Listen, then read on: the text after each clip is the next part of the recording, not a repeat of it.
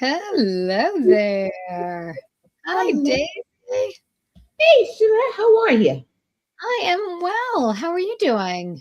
I'm doing well today. Thank you so much. I love that. Well, hello, everyone. Welcome to the Glass House, where we look at the business from the inside out and we expose the gaps that are actually embedded between embedded and what's embodied. I can't talk today for some reason. It's gone crazy. I am Shara Halixer. I am the founder and chief momentum officer of Engage 3P. Well, hello, everybody. And I'm Daisy Watkins, founder of DW Concepts and LumaPath.ai. Very cool. So, if you are here for the first time, we want to thank you for coming. We know you had lots and lots of options today and choose to be with us, and we don't take that very lightly. So, we want to make sure you have a great time and that you enjoy it. If you have been here before, you might have noticed that we were off last week. We took a little week to recharge. I had a networking event that was really incredible. A couple links on my page, my LinkedIn page. And we promised that we did not waste that time. We're really excited about what we've done.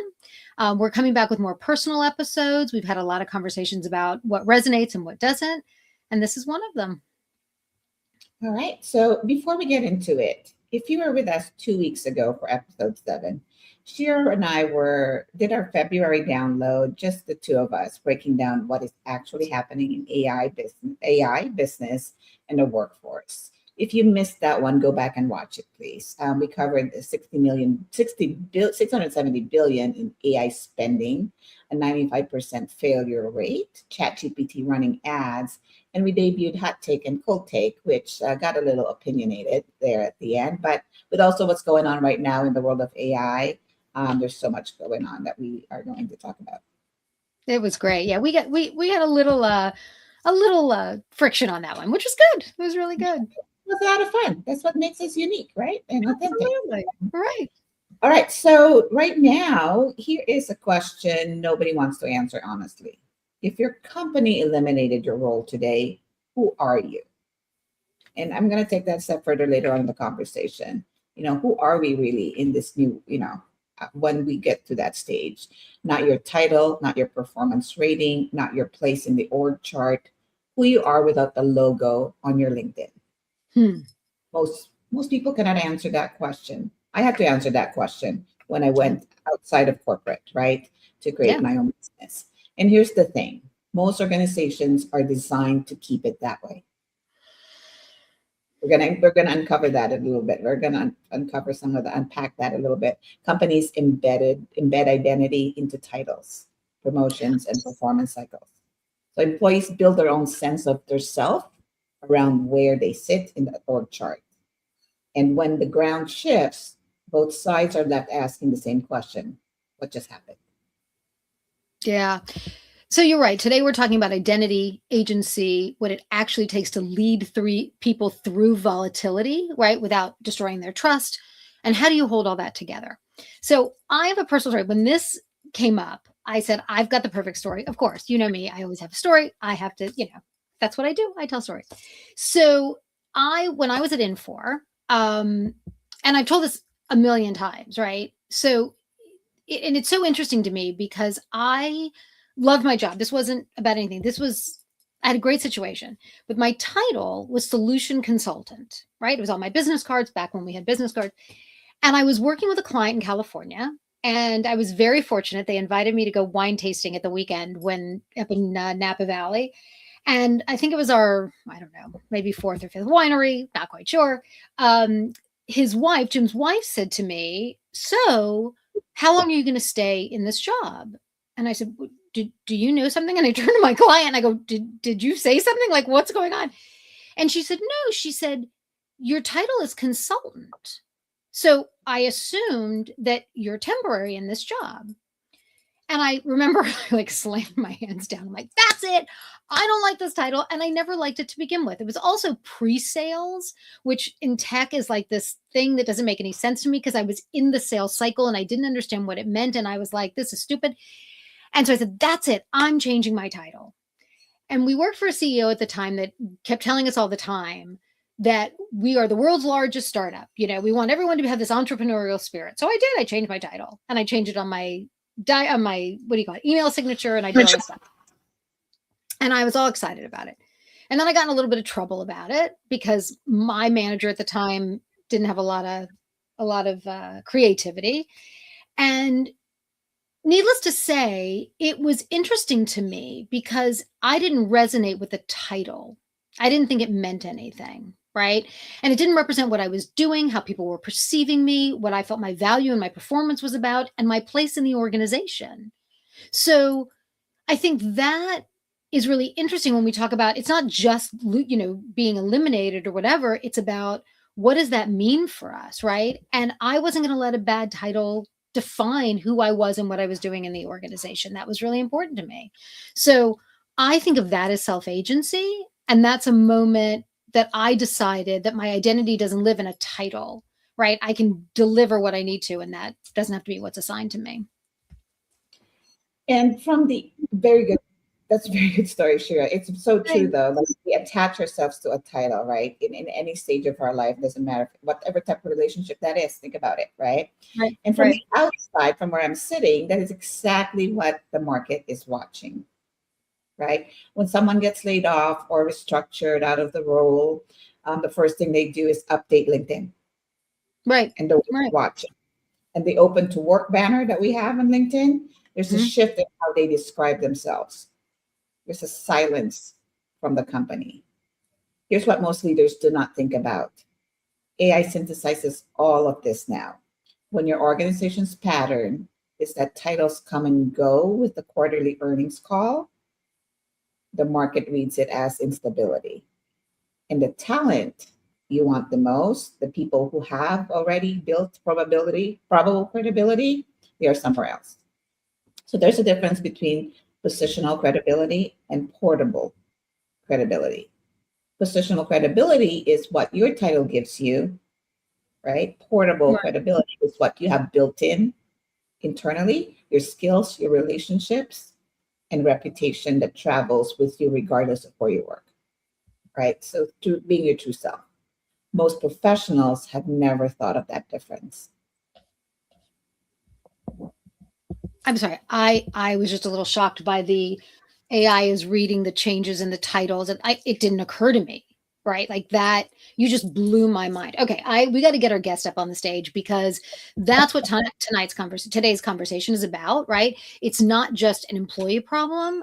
I'm still like a little it also is a leadership problem. If your people don't have a sense of identity and agency that transcends their title in the way that they're working, they cannot lead the disruption that you're asking them to participate in. They can't absorb it, they can't embody it, right?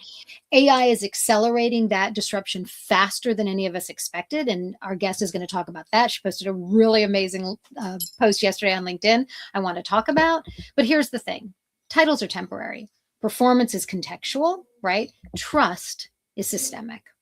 And that's what we're going to talk about today, right? That's what we're going to dig into. So, without further ado, because of course I talked more than I should have, I would like to introduce our guest. I'm going to just tell you a little bit about Deena Perro. Is a growth advisor at Catalyst Constellations.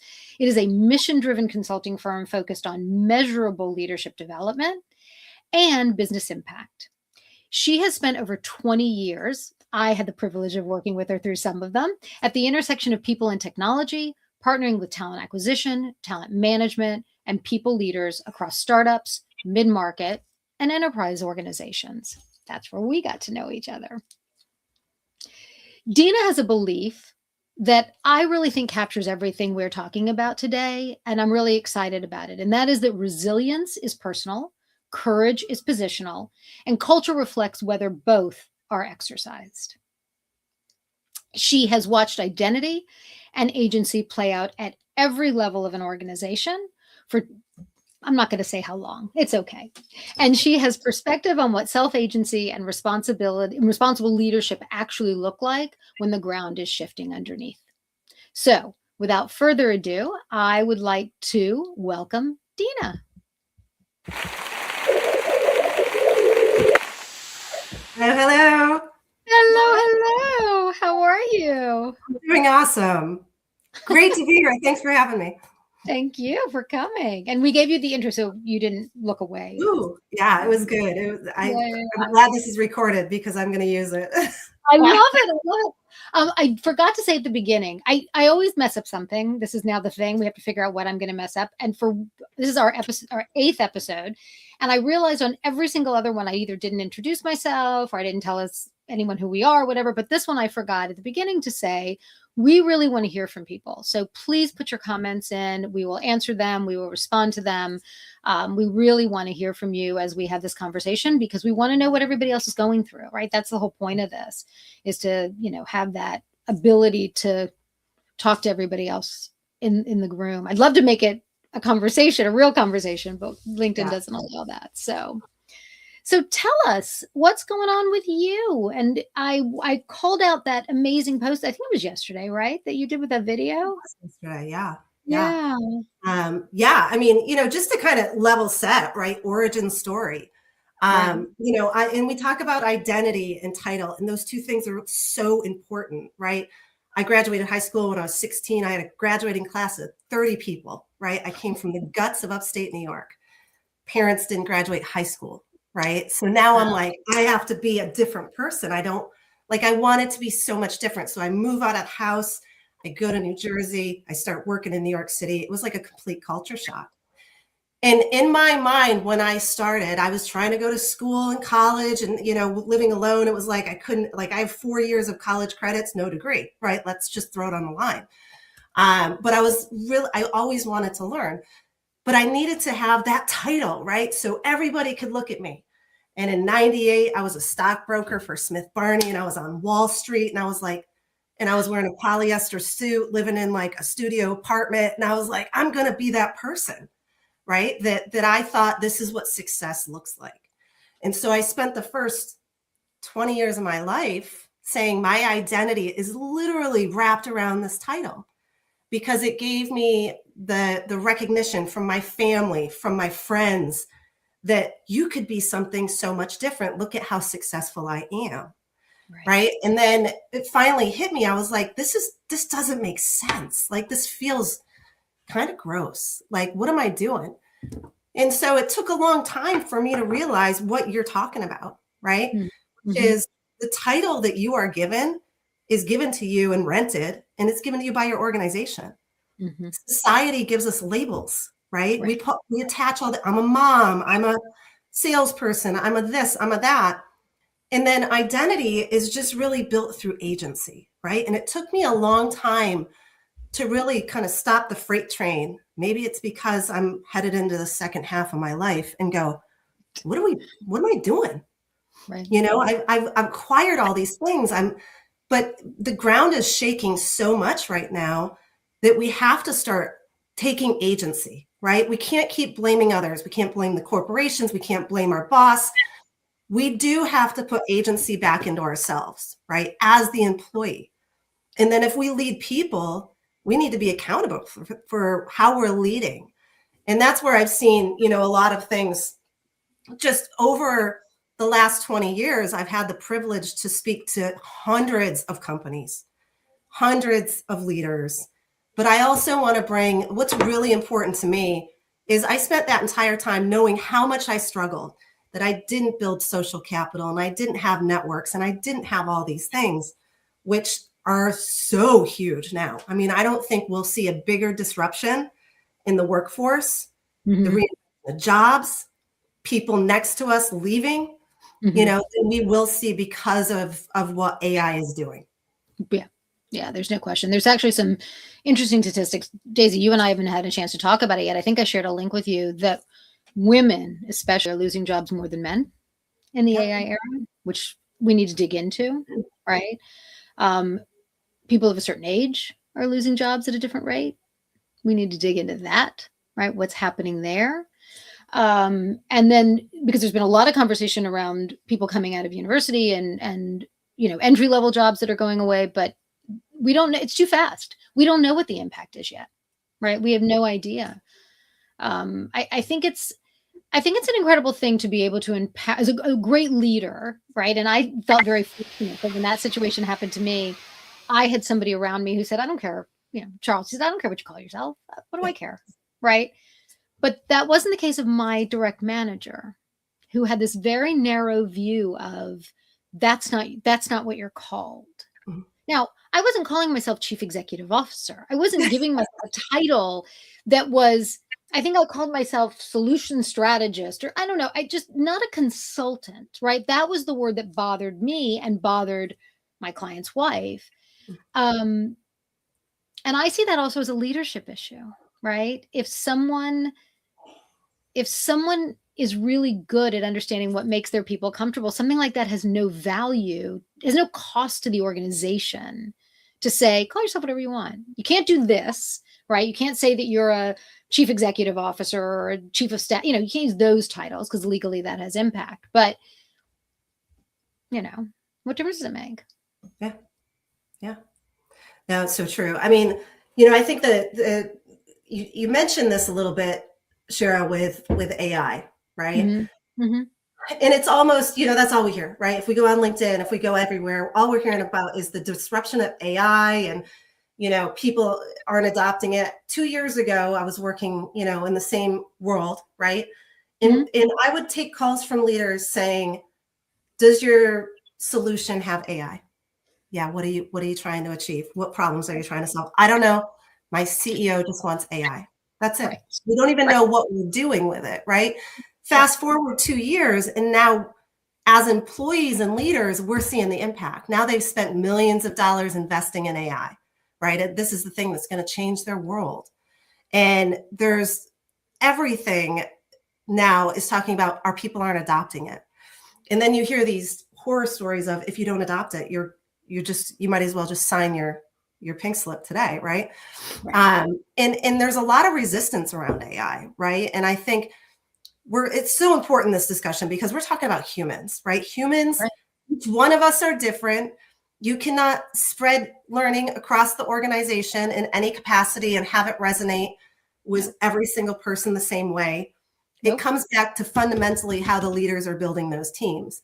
But when we talk about AI, it's not that we're incapable of using it, right? No. It's because of what it represents. We have to get back to keeping this world human, right? Because there's a fear of irrelevance, right? Is it going to challenge their identity, right? It all comes back to identity. Is it going to show that I'm weak? Is it going to devalue me? There's a lack of psychological safety, right? Like I can't show mistakes. There's cheating involved. There's a change fatigue because God knows we've been going, full bore and pulling new products in, hoping that that's going to solve this equation. Right. The use cases aren't clear. They don't see leaders using it. We have to stop training on technology and really start looking at the humans behind it, right? And if you've done that as a company and as a leader, maybe your training departments have done it. That's great. You have an L&D department? Perfect. That's not their responsibility. You as a leader that works with this team has to be able to understand that dynamic before you can start to really say, why are we not adopting AI the way we should?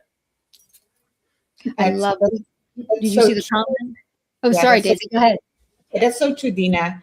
From an AI visibility angle, from where I sit and what I do, I mean, obviously I know internally as well, but from where I sit, when we talk about AI synthesizing all of this, right, is really what it's going on for your organization and for yourself.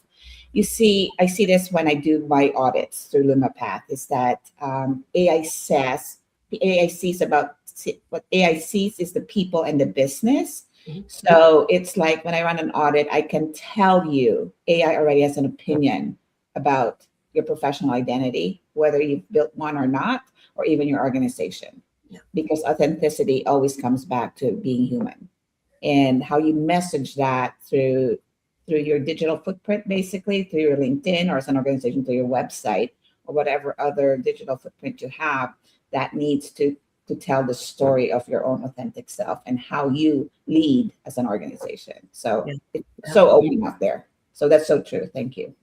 100%. And it's not new. Sure. You mentioned the video that I threw up on LinkedIn. Yeah. And dating myself, but that was back in 2009. It was like this massive warning, like technological revolutions, and the workforce is changing, and skills are going to be so important, and all of these things that existed almost 20 years ago. Like, we were getting fair warning, start changing the way You work and lead your people because it's going to matter. And it's like, there was that awareness, but now it's like coming crashing.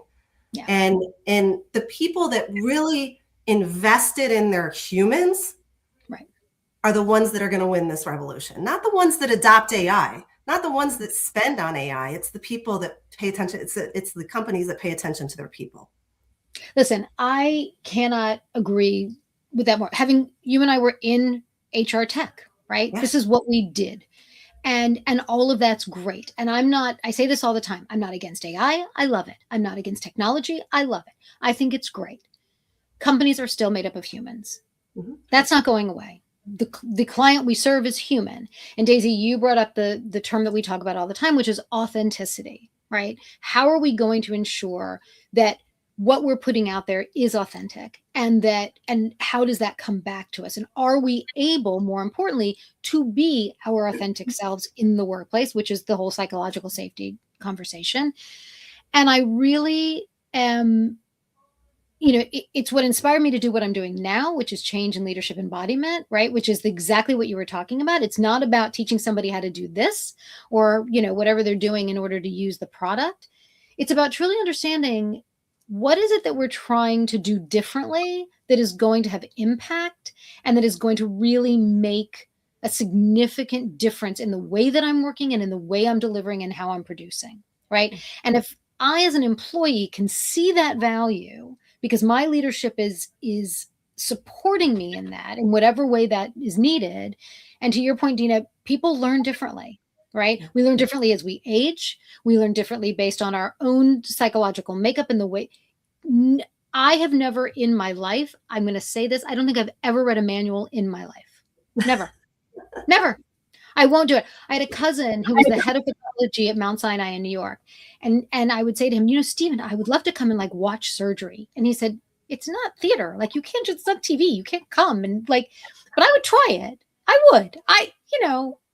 Not a good idea. But that's how I learn, by doing, right? I will never sit and read a manual. So if somebody puts me in a room and says, here, watch these videos for 3 days, it's going this way. There's nothing there. We got a little slide right there, but but there's no connection. I mean, we think we can easily just throw out learning and it's all online and there's no human face-to-face connections anymore. And we're not investing in our people. I have leadership conversations, and the higher you go in the C-level chain, listen, $50,000, $60,000 in executive coaching, SVPs getting coaching. We've got a massive set of leaders in this world that are just trying to figure it out, that aren't getting the investment to teach and have their teams grow human, right? The human part of it, not teach me how to use the technology. Yeah. If you're starting there, there's a dysfunction already, right? Give leadership the power to build something for themselves and for their teams, because it starts before the technology and it starts before the KPIs and the metrics and all of those other things, because that's unfortunately, right? Leaders, that's what they're focused on, is productivity and metrics. And now there's this missing part, right? They have to have courage. They have to have influence to bring the right type of learning and team environments in so that they can flourish. True. Oh, you're absolutely right. In the healthcare space I was recently on, healthcare leadership is, I manage a lot of MSPs. So I've dealt with a lot of different departments, HR departments. I saw how titles really created some false hierarchies on how, the people with the real portable credibility were the ones who actually thrived during those restructuring. Because the ones that had false hierarchies stood there with their title thinking that, I'm at this level, nothing can touch me, whatever I say goes. And then when it comes to a restructure, they're the first ones to go because they didn't have the connection with the people in those organizations. So, So let's twist it a little bit. Let's be positive for a moment. What do you think, Deena, it looks like when they get it right? When leadership really understands it and they know what to do. Have you encountered any leaders in organizations that do get it? They do get it, and they're doing it right, and they're building their teams where they're not afraid of conflict. They're building trust, right? That vulnerability. I'm not talking about superficial trust.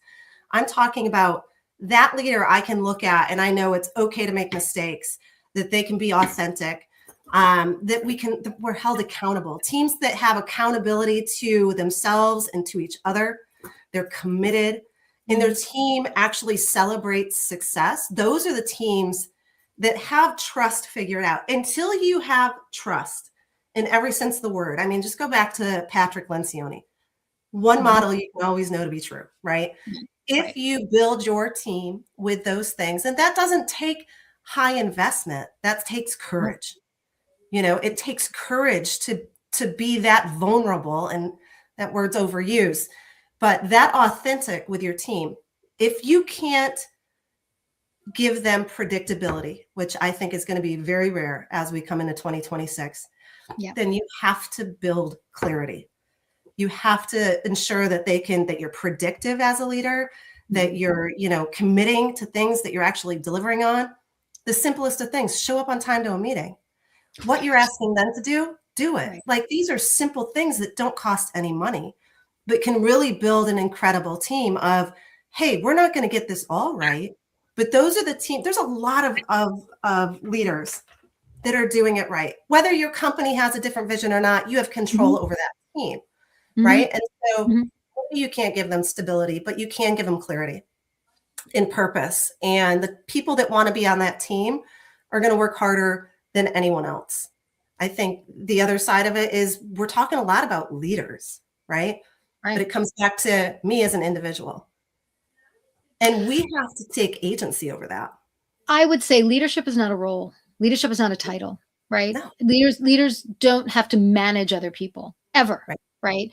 And I think that that's really what's missing, and the disconnect. You talk about leadership training, and one of the things that I've talked about forever is this notion of, you've got somebody who's really good at his or her job, right? She's an amazing salesperson. She beats her quota every year. She's incredible. And so someone says, what are we going to do with her? We don't want to lose her. Where are we going to, we want to make sure she stays. Does somebody sit down and say, hey, what do you want to do? What is your dream? What could we do to make sure? Because we think you're terrific. We want you to stay. They don't do that. What do? They make her a manager. Did she want to be a manager? Does she know how to manage people? Does she have any ability whatsoever or interest in that role? Most of the time, the answer to that is no. And then talk about not having trust. Now she's thrust into something she doesn't know how to do. She's scared. Clearly, there's not open communication where that she was able to go. She can't say, I don't know how to do this. I don't want to do this. Guess what? She's gone. Either because she wants to leave and she finds something else, or she fails, right? And then they go, what happened to that great person that we just promoted that was so incredible, right? That is, to me, the thing that nothing's going to change that. Technology is not going to change that. Ariel just made a comment. I'll just read this. The best boss I ever had in an office setting was naturally empathetic, very happy to be hands off, and let his team fly. It was a breath of fresh air. Empathy was the key. Right? And I think that it doesn't cost anything to be human, to do those things that we expect. And like you said, be trustworthy, be reliable, be stable. Wow. What a concept. Yeah. Hard to do, but not hard to do at the same time. What is that, Richard? It's really simple, but it's not easy, or something like that. Like it's, Yeah. And it's not something that can be easily replicated, right? No. You've got to spend the time with your people to understand them, to empathize with them. Yeah. I mean, everything that Ariel's talking about. Now, I don't think it's sorry, Daisy, go ahead. Sorry, finish your thought. No, go. No, now let's talk about, if you're the one affected by it, right? And so I think, it's not a good time to talk about the article, Shira? You want to do our outside story in now? Yeah, go for it. You do it. You bring it up today. No, you bring it up. Oh my God. I was thinking that let's talk about if you're the one affected by the layoff, right? Okay.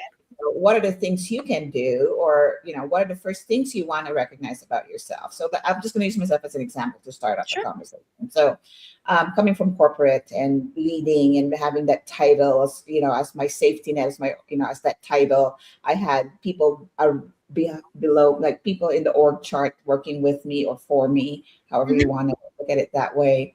As soon as I left corporate, right, and through the years, it's kind of like what you said. You get out of school, get out of college, immediately the first thing your parents say, you go to college, you're going to get a better job. This is the natural momentum of things that should be happening in your life, and we listen to that. Oh, I need to have a particular title, I need to work for a big company, they need to be reputable, all that kind of stuff. Those were part of our upbringing, my personal anyway. So we kind of grow up thinking that's the next step. And then when you get into that role, then you aim for the next higher role, because it's then, I guess, maybe social, right? Sure. Like maybe those are the social labels to see how far you've gone and how successful you're being labeled based on a title as well. So after leaving corporate, going, okay, now I just want to do my own thing. If I don't do this now, I'm never going to start my own business. Then I have to shift to, who am I as myself without the title? How am I going to start my business? I'm not going to have employees. Now I become a different person. So now I had to go through that for the last couple of years. And Sherry, you're probably going through that. You probably went through that stage as well, and then AI came, AI kind of amplified the way we were thinking, the way we were strategizing things, thinking that we could solve the world problems using AI. That was when we first started using it. And it offered you all these different and wonderful things that you could possibly do, and you can be successful, make $1 million in your first year. We see this all the time. People talk about this. And then as you get into AI and learn and learn and learn, and then as you also identify yourself, that who you're going to be, it's probably the hardest challenge for me. Not so much about how to run a business, because I've done that. We can learn that. But who are you becoming now that you're running your own business, right? Then you become more of like, all right, I need to be a certain way, but I also need to be my authentic self. What are the skills I'm carrying over with me, and how can I incorporate that into my own business? So I have to look at my own faculties and my own internal compass, basically, and then set the for where I need to be. So I think once you get laid off and leave that comfort of an organization, it doesn't matter if you're 1 year, 2 years, 10 years, 15 years. And I would imagine most of us in our age group have been institutionalized, where having to work in an organization for 5, 10, 15, 20 years, even until you retire, was the norm. And then we have the generation that just keeps going, as they call it, one contract after another, one contract for another. So you also develop different types of skills being that way versus if you were in an institution for such a long time. So you got to look at those different people that are getting laid off now based on the years of experience in one place or two versus the ones that have jumped all over the place, and how they can adapt into the real normal world. So that's a big identity change when you do that.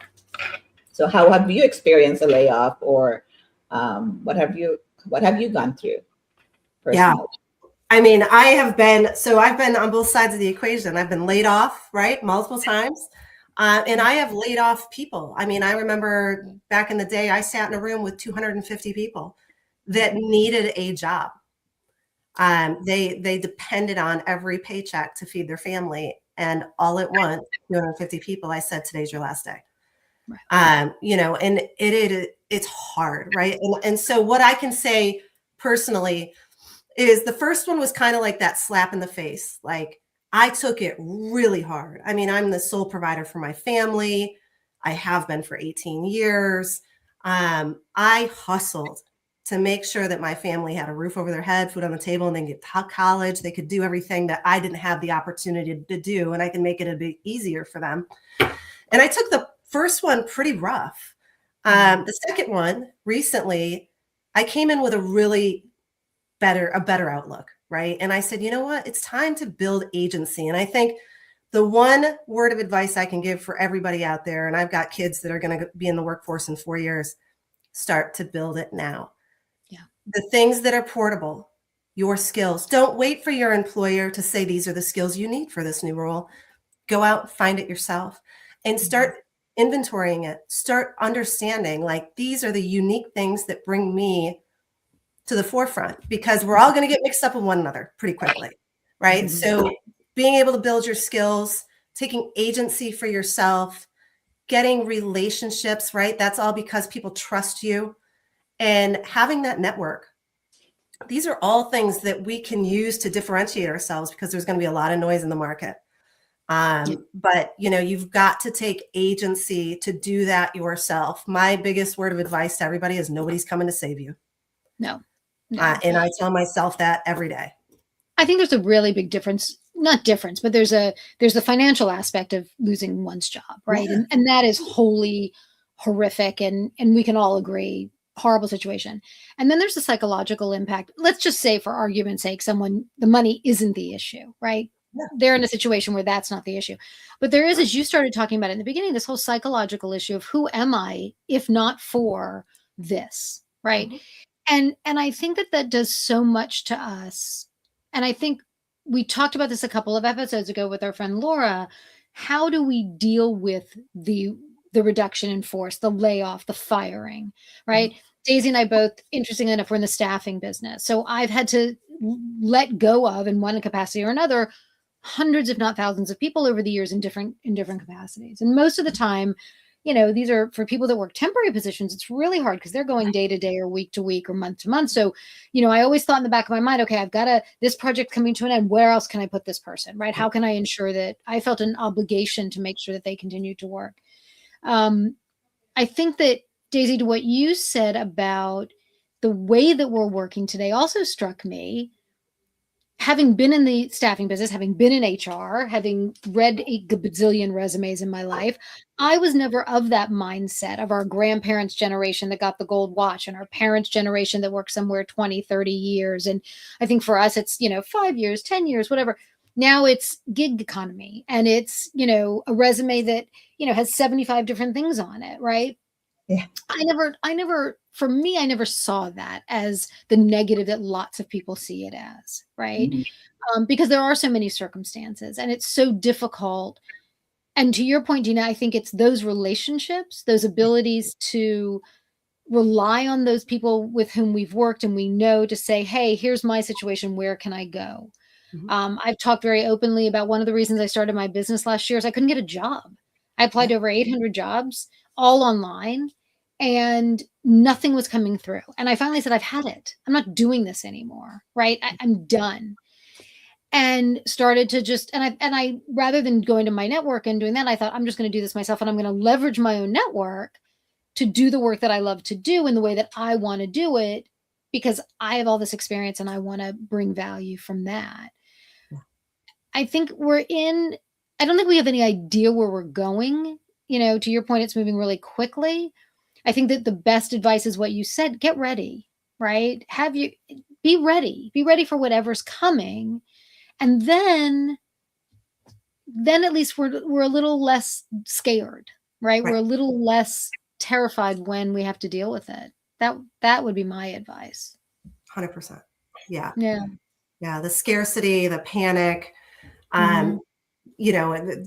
again, free advice, right? Just start building it now, and it's only going to help you, even if it never happens, right? There's even the first time I was laid off, I started working fractional sales, right? And now I'm continuing to work for Catalyst Constellations because, one, it fills my bucket internally.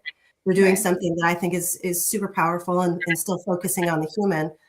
But it also gives you an opportunity to kind of diversify, just like you diversify your investments. Start to understand what are the options to diversify my employment. What if I have to pivot? What are those skills? And that takes some time. You sit down with a piece of paper or a notebook and start saying, what do I have? What makes me unique? What skills do I have? Not job titles, but that will help ultimately be able to promote you. If you can get outside the applicant tracking system, tell your story. Right. I love that. One of the things that Daisy and I did, I think is really, Daisy, tell me if you agree with this, from kind of hearing the story from other people, not in the exact same way, but now that we're talking about it, is that we developed a series of workshops that we call the Glass House workshops, the Business Accelerator workshops. And these are for people from a basic level, a basic starting level we call foundation, which is, hey, I think I want to start a job, or I want to start my own business, or I just started my own business and I don't know what to do, to help give them the basics. And then the second level is, okay, you're running, you want to kind of figure out what's not quite right. Where do we need to go? Even to what we call thrive, which is somebody they're in it, right?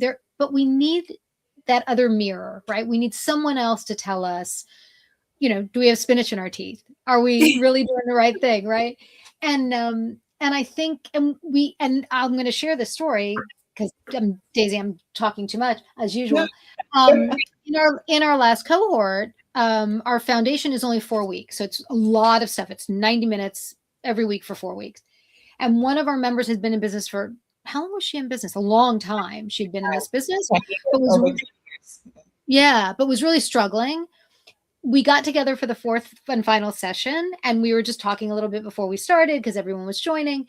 And I said, how's it going? She closed 4 deals in that 1 week. One of them is a year-long contract. And I said, have you ever? She goes, never, right?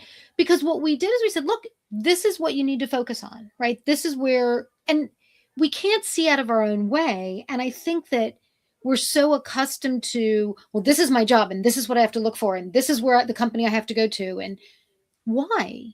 Mm-hmm. What difference does it make? If somebody's smart and capable, it doesn't matter if they've been in healthcare, they can go work in another industry. Now, granted, they're not going to be a doctor, but they can certainly do tech. I mean, it kills me. They're like, you've never worked in manufacturing. You can't be, I don't know, an HR what? They're humans. You're talking about the humans. Doesn't matter. Yeah. I mean, we're moving to skills-based, right? Like that's it, period. That's 100%. Skills are going to rule the jobs. It doesn't matter what industry you work in. No. It's all going to change. And it's already changed. So think about it. It came from the corporate space of running healthcare staffing, right? As an MSP provider, as a CEO for a startup for one. When I shifted, I shifted to marketing. Right. People talk to me. I felt like I had to justify what I was doing because my title was so different or the space I was in. But in order to know how marketing works or to understand how it helps a business, I have to have run a business. I have to understand what business is about and to be able to give the recommendations on what I see and feel, or what I see and how to provide.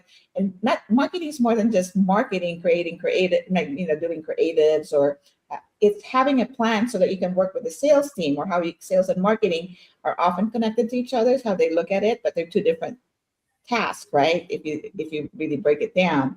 So I felt like I was justifying myself for the first 6 months. Like, I have the skills. I have AI to help me. This is why I went into this space. And I know I'm creative. That's why I went for my passion rather than sitting in a corporate job. It took me 50 years later to realize that. But, I'm here now, and now I own it. I don't care what you think anymore about where I came from. The fact is, I am giving you now a path to how marketing is working in this space of AI and how it can amplify your business. So what Toshira's point is that even as a business owner, she's been around for 10 years and have her business, she didn't know all the other stuff around her, right? Yeah.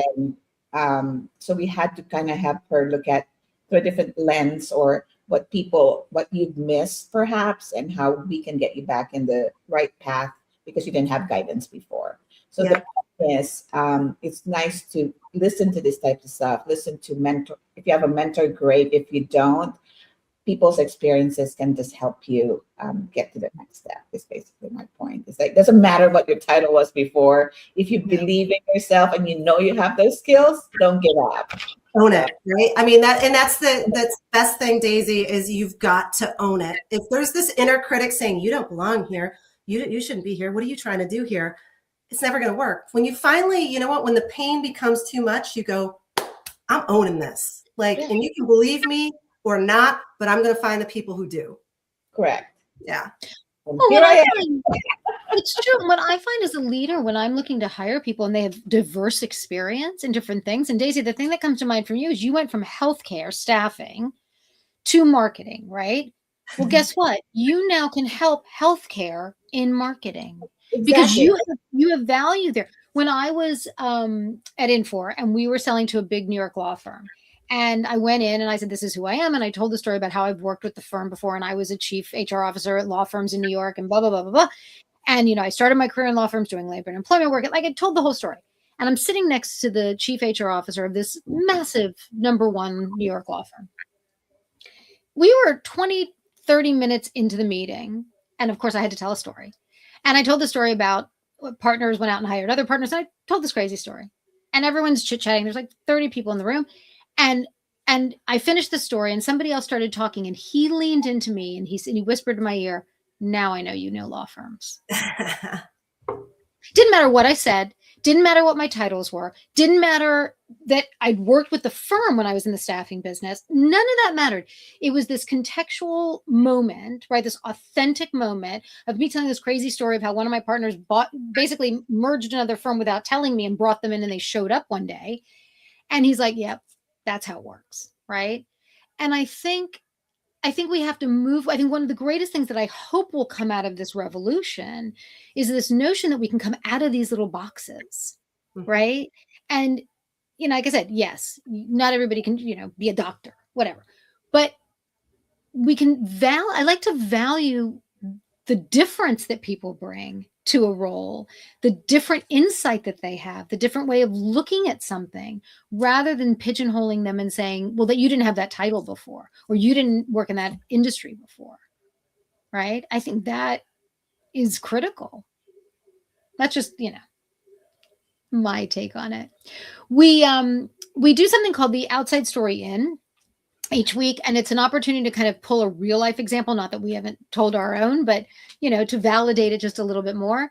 And one of the things that I found was a Reddit story. I'm going to read just quickly. There was a vice president of a company, came up for his performance review, got a 25% bonus, got a raise, got never in a year and a half had a negative thing said, and he was let go.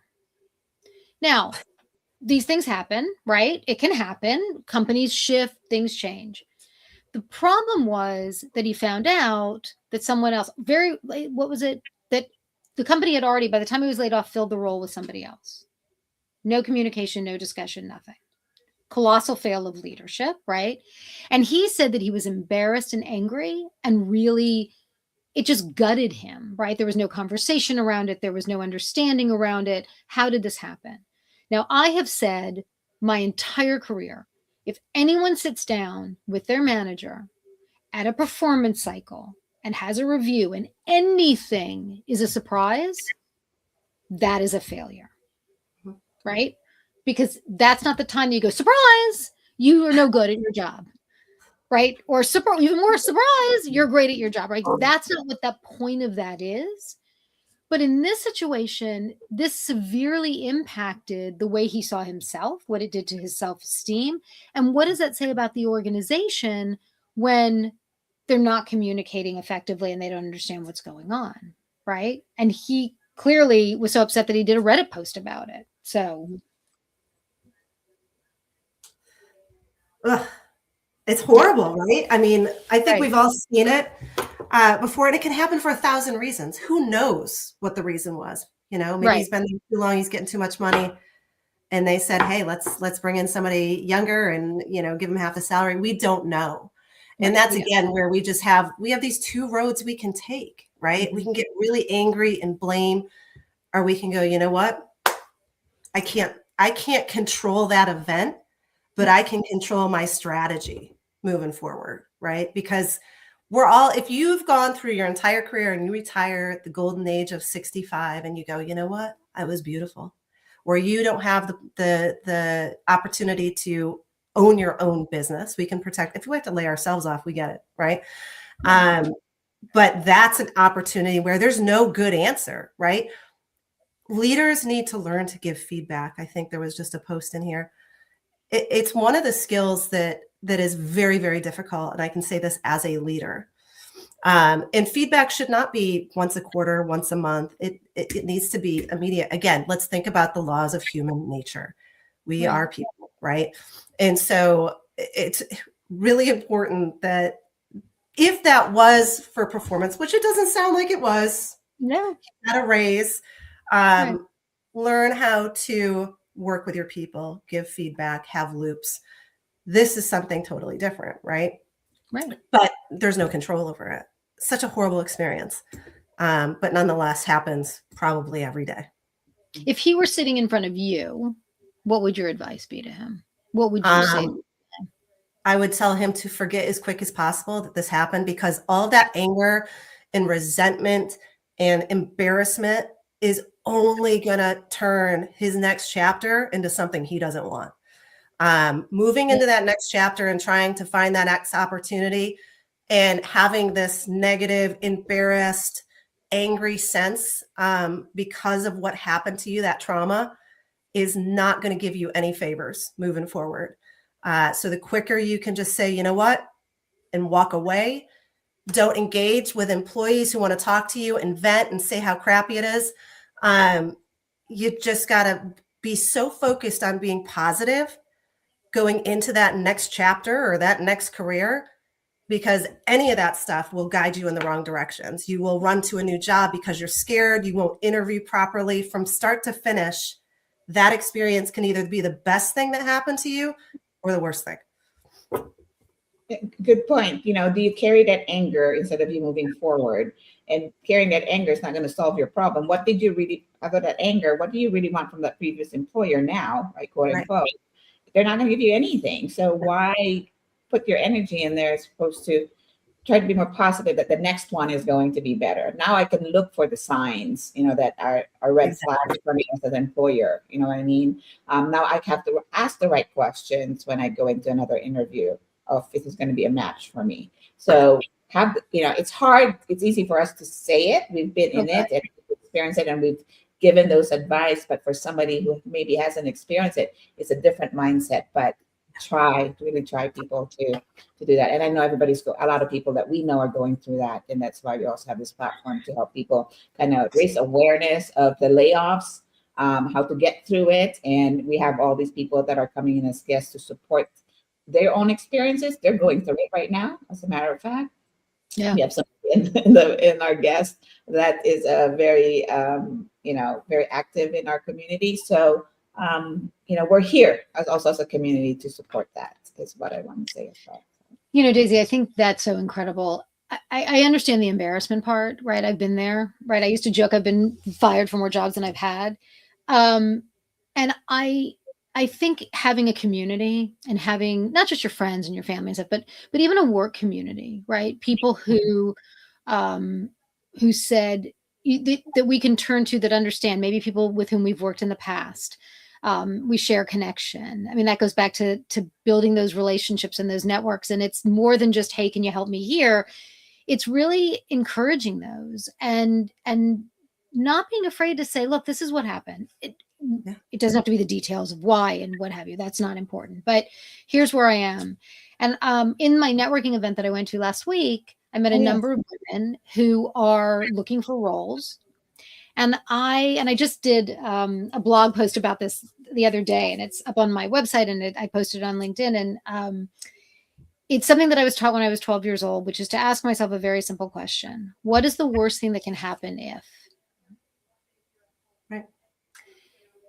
And I think that that's something that that I don't necessarily only ask when I'm trying to make a decision. Like, I've done it for my entire life since I'm 12. So I do it without even thinking anymore. I think that having this conversation now makes me think it's a good thing to do all the time. What's the worst thing that can happen if this doesn't, where I am right now, changes, right, in any way? And kind of carry that forward. So that almost is like a way to protect ourselves and give ourselves a little bit of armor around what's to come. Because we don't know. We have no idea what's happening. Not just from an AI perspective. It's the economy. It's the politics. It's the world that we're living in.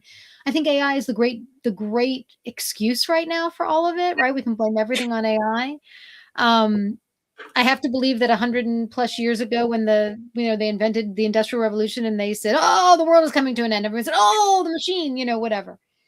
But I think that we really, it's so hard because we put everything into our job, in our career, and like you said, in our title, right? Getting to that place, moving up the ranks, has value. We value that as a society, right? I Yeah. mean, maybe that's really the problem. If we just didn't do that, then we'd be in a much better position to begin with. I think we also have to pause that aside from our jobs, we have our families and friends Right. that are part of that, right? They see us go through what we go through with our jobs and they're there to support it.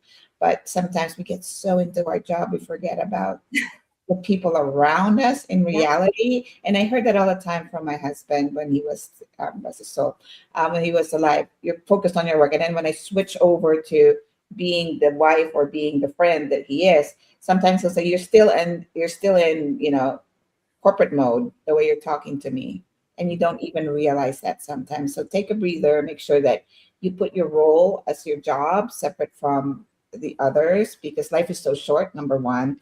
And when you Right. lose those people, you also go through another identity crisis about, who am I without my partner now? Yeah. Whether it's a divorce, whether it's death, whatever it is that you're going through, there's always a shift in our own personal self. So being authentic and knowing who you are is really the core. Doesn't matter what role you play in life. So that's how I would. That's my take for all of that. So if you've been laid off, there are people that are experiencing the same thing, or maybe worse. So just reach out. Please make sure to reach out. I'm always about mental health too. So Chair and I will check on each other about mental health. How are you feeling today, and what are you going through? So anyway, That's awesome. Yeah, I think I see it every day where people are being laid off and they're pretending like it's going to be okay. But we don't have a safe space to talk about it, and I can't imagine that I was the only one feeling that way, or that when we start talking to others, that there's this massive hidden secret going on, right, for people, and if we can build connections and have a community where it's safe to talk about, it's so needed, Daisy. yeah, absolutely. We want to make sure that we do that here. So, Deena, I want to offer to you, of course. I think if I did that, we did this correctly. Let me see if we can get you up here. Yes, we can. How they can reach you, what are you looking for right now? How can we help you? Because we want to be one of those communities where people can come. And so we want to put your information out there if people want to reach out to you on your LinkedIn, and tell us what you'd like people to reach out to you about. I love building connections. I mean, I've had so many conversations in the past week, CIOs, entry level. I want to help people of all ages, right? I have no discretion about what your title is. I don't care. I think, I want to be out there as a source of, just connect with me. Let's get to, know each other, and can we all help each other? That's number one. Number two, I'm looking for that next chapter, right? I'm blessed to work with Catalyst and the team there. But it is a very fractional role, right? Okay. And so I'm looking for that next full-time opportunity where, it's not about the title, right? I don't care about the title. Where can I give the best value, the most impact to your company? And those titles may be different. Yeah. So understanding what I bring to the table is part of that. So definitely, looking to connect in that capacity too. But I think more so than not, let's build connections. Let's learn about everything we can, and bring people together and help each other, because we need it. Well, I love that. So if they reach out to you on LinkedIn, maybe they mention they saw you here on the Glass House. Yeah, that would be awesome. You'll know where to do that. Daisy, I'm going to throw up something on our end as well. We are getting ready I think we have a couple spots left for our next workshop that starts on the 18th of this month. And if this resonates for anyone, we'd love to have you join us. Reach out to us either on my website or Daisy's website, or on LinkedIn, or all the things of the things of the things. And we would love to hear from all of you, right? We really want to understand how we continue to build a better community. I think that really is a wonderful approach, Deena. How do we continue to support each other in whatever is needed, right? It doesn't take much to say, what can I do? What can I do? Right? How can I have that conversation? And it just feels good, right? It feels so much better than not. Right? Yeah, let's stop talking on keyboards and start connecting, right. With each other again. Right. Well, I want to thank you, Daisy. Were you going to say something, my dear? Oh, no, I just want to say thank you to Deena, but go ahead. So No, you go ahead. thank you so much for Yeah. being a guest today. I learned so much from you. Would love to have you back if you, everybody's always welcome in our little chat. So I hope that you enjoyed yourself and that you'll come back also. I had a blast. You guys are doing great things. Keep it up. Thank Thank you you. so much. Bye, everybody. See you next week. Next week.